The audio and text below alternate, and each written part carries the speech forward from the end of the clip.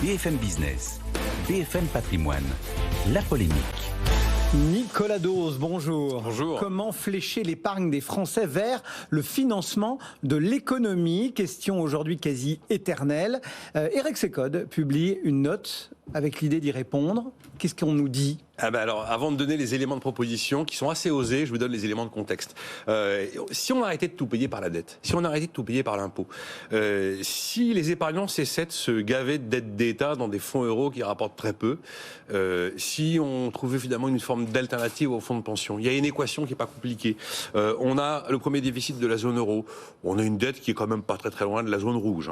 On a des montagnes de dépenses et d'investissements devant nous et on n'a plus de marge budgétaire. Comme on fait sans dette et sans impôt pour trouver les sous, eh bien, il faut que l'épargne liquide cesse d'abonder par wagon les fonds euros et le livret A. Voilà le contexte de l'histoire. Bon, et il propose des choses. Alors, il y a 3 mesures. C'est iconoclaste, mais bon, vous allez voir. La première, en fait, c'est une idée que France Stratégie a déjà développée. On fait une fiscalité qui est variable en fonction du moment où on donne. Plus tu donnes tôt, moins tu payes. Plus tu attends, plus tu payes. Puis si c'est après la mort, c'est waouh, tu payes vraiment beaucoup. Voilà. Pour que l'épargne circule entre les générations beaucoup plus tôt. Parce que la transmission à 70 ans. Du malheureux qui est décédé à 92 ans et qui transmet à sa descendance qui a plus de 60 ans, c'est pas nouveau, mais voilà, on l'a jamais fait. Ensuite, on crée des super plans seniors 20-25 ans. Tu peux le transmettre à tes héritiers. Et les héritiers sont exonérés de droits de succession s'ils vont au terme du produit, jusqu'à l'échéance. Et puis là, on peut imaginer, et ça fait partie des éléments nouveaux, mais pourquoi il n'y aurait pas une garantie? Une garantie de l'État sur ton capital, sur le capital.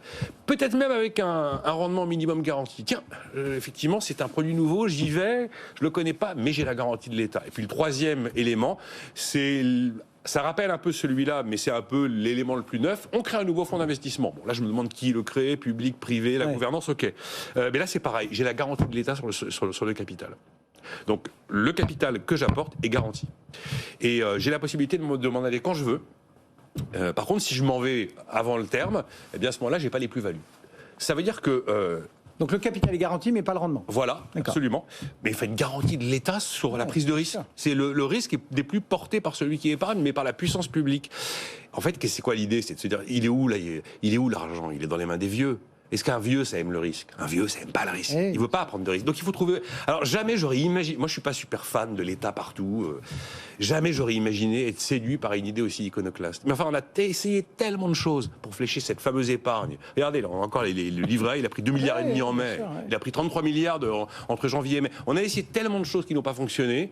Que pourquoi pas? Mais pourquoi pas explorer de nouvelles pistes pour que ça fonctionne enfin? L'idée de Eric Seccode, c'est qu'avec les 3 solutions cumulables, 3 000 milliards d'euros. Nicolas Dose. Vous êtes convaincu? Plutôt pas mal. Ouais. Bon, d'accord. Tiens,